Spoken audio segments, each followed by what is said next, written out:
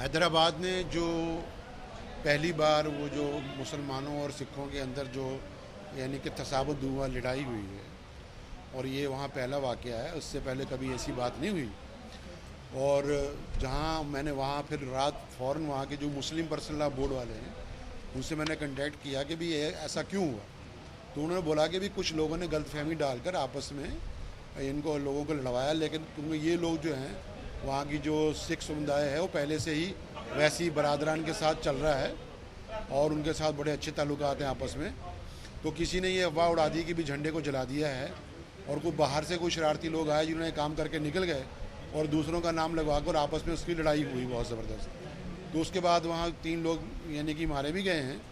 तो बाकायदा फिर वहाँ जितने भी वहाँ मुस्लिम जो लीडरशिप है उन्होंने इस बात को बहुत बुरा महसूस किया, भी ऐसा नहीं होना चाहिए था यहाँ।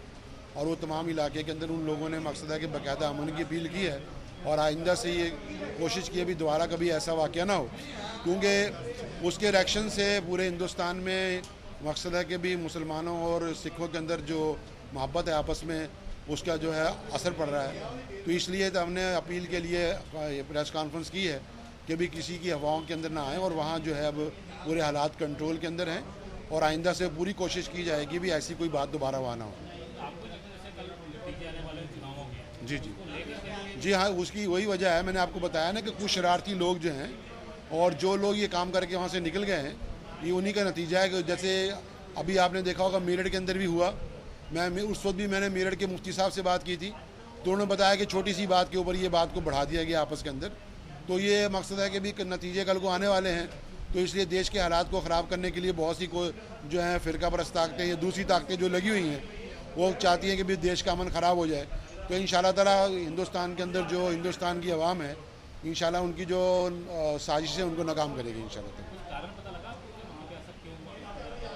अब मुझे वहाँ के मुस्लिम पर्सनल लॉ बोर्ड के जो मकसद है कि सेक्रेटरी हैं ज़ियाउल साहब, उन्होंने मुझे बताया था कि वो जो जगह है वो वक्फ बोर्ड की है जिसके ऊपर झंडा लगा हुआ था। तो आपस में रस्साकशी बहुत दिन से चल रही थी लेकिन आपस में कोई लड़ाई कोई ऐसी बात नहीं थी। लेकिन उन्होंने कहा कि कुछ आदमियों ने ये अफवाह उड़ा दी कि भी झंडा जला दिया गया है।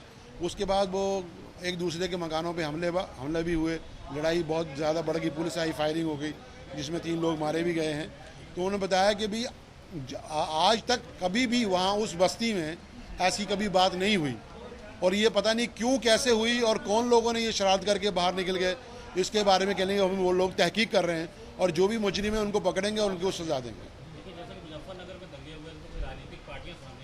जी जी जी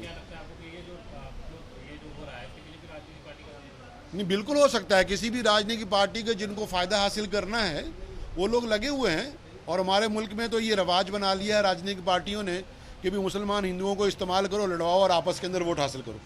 कहीं ना कहीं मतलब सियासी ज़रूर है इसके अंदर। जी जी सियासी।